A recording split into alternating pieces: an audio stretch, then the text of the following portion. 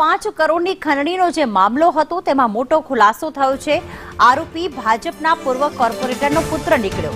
ધારાસભ્યનો ભાઈ હોવાની ફાંકા ફોજદારી કરતો હતો। ધારાસભ્ય સંગીતા પાટીલના ભાઈ હોવાનો તે રોફ જમાવતો અને આરોપી તેજસ પાટીલના પિતા પૂર્વ કોર્પોરેટર છે। આરોપીના પિતા 2 વર્ષ જેલમાં પણ રહી ચૂક્યા છે। ભરત ઉધના સિટીઝન બેંકમાં વાઇસ ચેરમેન હતા। ભરત પાટીલ સામે બેંક ફ્રોડનો નોંધાયો હતો ગુનો। આઝમ અમારી સાથે જોડાઈ ગયા છે। આઝમ, ફાંકા ફોજદારી કરતો હતો, ધારાસભ્યનો સંબંધી છું પરંતુ ભાઈ છું, પરંતુ અહીંયા તો પૂર્વ કોર્પોરેટરનો પુત્ર આ નીકળ્યો છે। કઈ રીતે ખુલાસો થયો, શું વિગતો સામે આવી આ ઘટનામાં?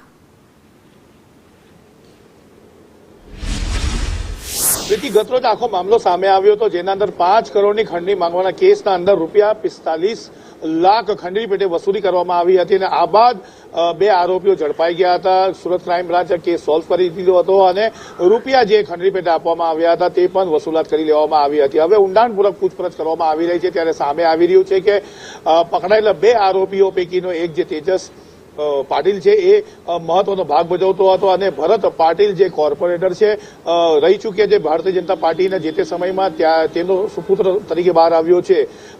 તેજસના પિતા ભરત પાટીલ પણ ગુનાહિત ઇતિહાસ ધરાવે છે, કારણ કે જે સમયે ઉધના સિટીઝન બેંકનું ઉઠામણું થયું હતું ત્યારે એમના ઉપર ફ્રોડ કેસ થયા હતા અને એ લાજકોટ જેલ સજા પણ ભોગવી ચૂક્યા હોવાનું સામે આવી રહ્યું છે।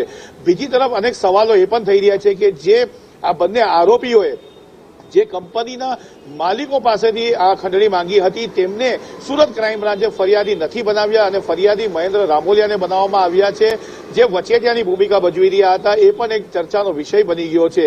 બીજી તરફ જે આપણે જોઈ રહ્યા છે કે જે ફોટો સામે આવ્યો છે તેના અંદર એમએલએ સંગીતા પાટીલ સાથે આ આરોપી તેજસનો ફોટો જે સામે આવ્યો છે અને આ ફોટો થકેથી અને બીજા અન્ય રાજકીય આગેવાનોના ફોટો થકેથી લોકોને બ્લેકમેલ કરીને ભૂતકાળમાં પણ અનેકવાર એ તોડબાજી કરી ચૂક્યો છે અને કથિત પત્રકાર બનીને પણ ફરતા હતા। બિલકુલ, આભાર આઝમ તમામ વિગતો માટે।